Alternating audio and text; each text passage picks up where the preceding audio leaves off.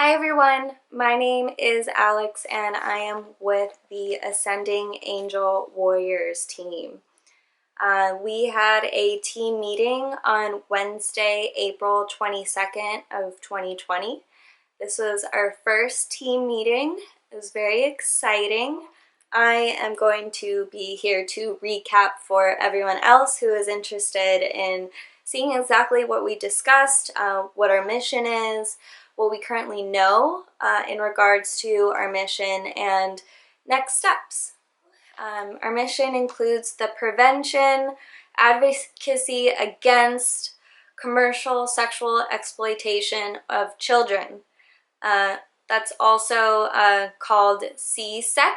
That's the acronym. So it's really heavy stuff, but we're not going to make it too heavy right now. This is just overview, okay? What we have made so far in regards to laying the foundation. So what we have made is an Instagram, a Facebook page, a Slack channel, and please do let me know if you're interested in learning more about anything that I talk about here, basically, because I'll be making references to things that I have found in my own research. We also have a domain, the ascendingangelwarriors.org. It's not necessarily up yet because that's what I wanted to talk about in the team meeting. What do we put on the site? So what we came up with was we would put ways that people could report human trafficking, rape, missing children. We'd have different website links, such as to the FBI website page to report human trafficking. They have a national cyber tip line. There's a podcast that I've been listening to that's fantastic. It's called Ending Human Trafficking Podcast. That's it. We would post movie suggestions on the subject, such as Surviving R. Kelly on Netflix, I Am Jane Doe on Netflix, which is fantastic. I started watching that, and another team member has watched it, and that's a great movie. I'll just leave it at that. The Dark Side of Chocolate on YouTube, In Plain Sight on Amazon, and then 8 Days on Amazon. I highly recommend 8 Days. I can speak to that because I've actually watched it, and it really gives a very real example of what can happen and how someone can get into human trafficking, or CSEC particularly. And thought about putting up tips on how to keep your children safe, things to look out for. We do need some pictures for the website. We're open to suggestions, people who want to provide, I don't know, service of either maybe drawing something, taking a picture, editing something, creating something for us. Any ideas are welcome. We were thinking of the main, first picture of literally an angel or angels with maybe children angels and walking into or out of kind of almost like a war zone looking thing. How do we make that? I'm not sure. But I mean, the name is Ascending Angel Warriors, so thinking of going along the lines of something as an angel as that first picture. One thing I wanted to mention too about the website is that I did make it a business account so that I could share the login with other people. So if you like to make websites or want to explore this, it's in Squarespace. So let me know. So a few things to think about, team. What do our local task forces need help with? There's a task force in every county for looking into and investigating, human trafficking and all this kinds of stuff. So, future goals, things to think about. What do our task forces need help with? I have reaching out to different organizations that are currently made in this kind of field of work, so that we can gather info on kind of what they've already tried, what they kind of do need help with, what maybe they wish they could do, if they see any gaps and holes, you know, really learning from the community, the CSEC community.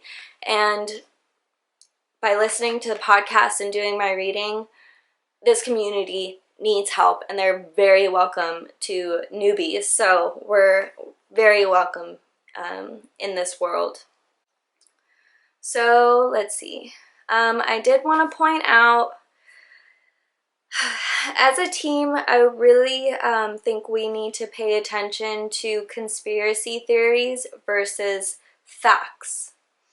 There's a lot of conspiracy theories around CSEC.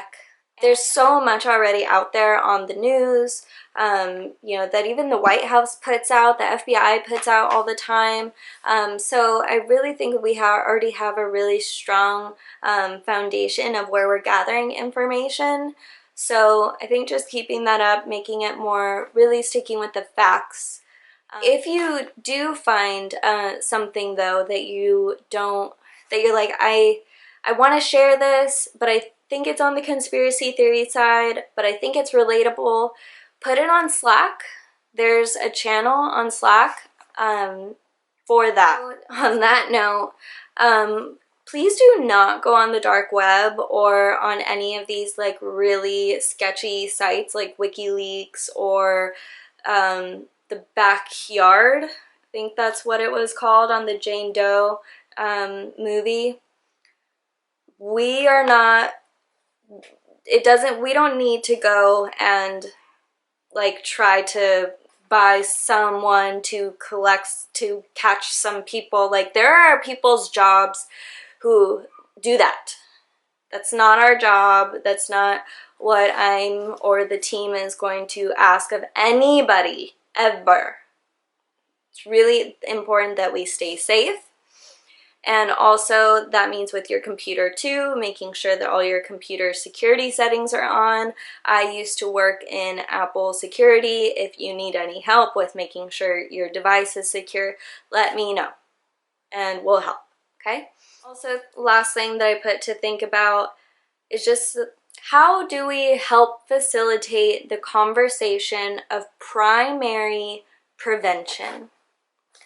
So I read in the Abnormal Psychology book that most people who commit the crime of, let's say, pedophilia, CSEC, just the adults who are kind of kidnapping and selling of the kids, most of them were molested, abused, raped. It's a cycle, guys. It's a cycle. So the thing about this here is that, yes, we want to support people who have been affected by it. Yes, we want to get people out of it. But it's about prevention, right? Because without the prevention factor, this pattern's going to keep going. We need to put a wrench in the gear. Not sure how yet, but that is really where, you know, our focus, really where the problem stops, is in the prevention. Getting into the ideas that we have as far as kind of like how we could get our voice out there, how we could get kind of the ball rolling in outreach and supporting individuals who have been affected by this, by CSEC. Writing letters to kids. You know, a lot of these kids are now in shelters, in foster care, and I'm not 100% sure if we'll ever necessarily know of, like, and be able to say, hey, are you all, you know, victims of exactly this, this, and that. But if they're in a foster care or in a shelter as a young child, they need some support. I mean, they need some love, encouragement, inspiration. So we were talking about getting these letters to our local shelters. Well, so how we would get the message out there is by making a flyer. We could put it on the different websites and social media platforms, but the team and I have agreed to put them in the mailboxes. So putting flyers in the different mailboxes within our different communities. If you're in a place other than LA, I mean, we'll send you the flyer, print them out. I mean, I could even print out like, you know, 100 and then ship it to you if you like. Whichever, you know, if whatever I can do to help, let me know. And on this flyer, we would give who we are, who AAW is, what our mission is, interesting C-sex stats. Also, we'll ask people to not seal the letters because, I mean, this is already such a fragile situation, so it's important that AAW reviews all the letters that comes in before we give it to the kids. I mean, I wouldn't really even be surprised if the people, you know, managing these houses and shelters want to review it themselves. And they would be welcome to that. I totally understand. And then also a P.O. box, thinking about creating a P.O. box for us to receive the letters because this is a tough subject. Some people are going to get triggered by it, and there are pedophiles and traffic rings in our own backyards. That's the factual reality. So we don't necessarily want to tell people, yeah, send me things to my home address. No, send it to a P.O. box.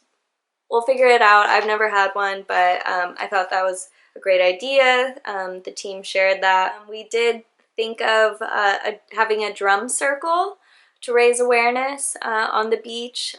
You know, even a drum circle like every other Saturday when the quarantine's over or something like that. Even once a month. More awareness, more discussion. Maybe that could be a way that we raise donations for something. Now we're into the action items, let's say. So this is a phase where the very last phase of the meeting. What can we do now to bring to the next meeting?